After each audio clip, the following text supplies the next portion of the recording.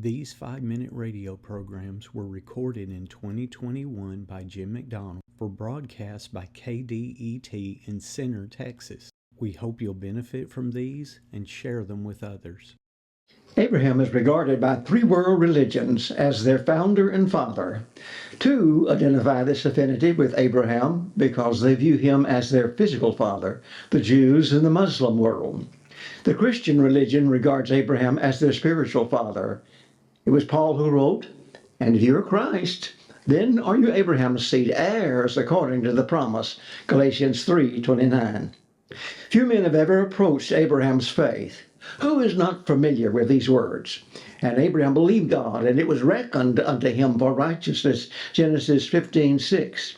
The thing which emphasized Abraham's faith was his persistent obedience to God's commands. James wrote, "Was not Abraham our father justified by works in that he offered up Isaac his son upon the altar? Thou seest that faith wrought with his works, and by works was faith made perfect. And the scripture was fulfilled which said, And Abraham believed God, and it was reckoned unto him for righteousness." James 2:21 through 23. Abraham lived in Ur of Chaldees when his first call from God came. He traveled to Haran, and there God said once more, "Get thee out of thy country, from thy kindred, and from thy father's house unto the land I shall show you. I will make thee a great nation, and I will bless thee, and make thy name great, and be thou a blessing. And in thee shall all the families of the earth be blessed." Genesis 12:1 through 3. God made three promises to Abraham. He would make of him a great nation. He would give him land. In his seed, all nations of the earth would be blessed. At various times, from the point when God first spoke to Abraham in Ur until Abraham's death, these promises were repeated. These promises were not fulfilled during Abraham's lifetime. The only property he ever owned was a piece of ground where both he and Sarah were buried.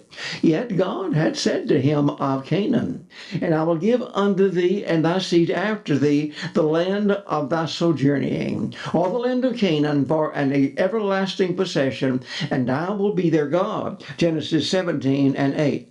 As far as the promise of making of him a great nation, that also was many years in the making. He did see his son Isaac and his grandsons Jacob and Esau, but it was 400 years before his posterity became the nation of Israel and entered Canaan.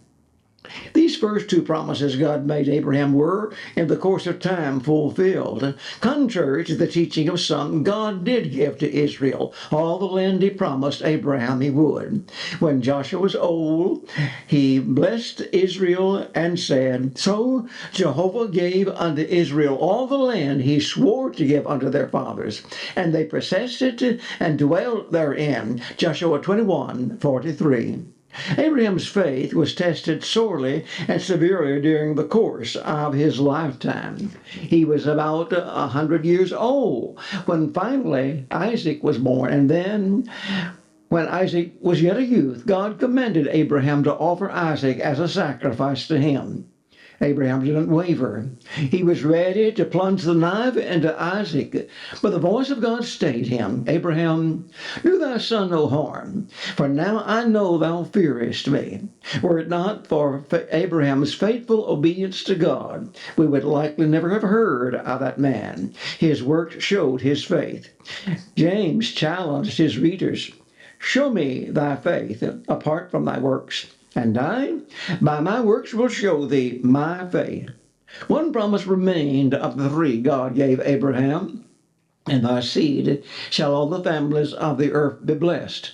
That promise was not fulfilled for about 2,000 years after God had made it, but it was fulfilled, and in our next lesson we will discuss the promises God made Abraham and how the world today is blessed because of that seed of Abraham. Now we wish you a very pleasant good morning.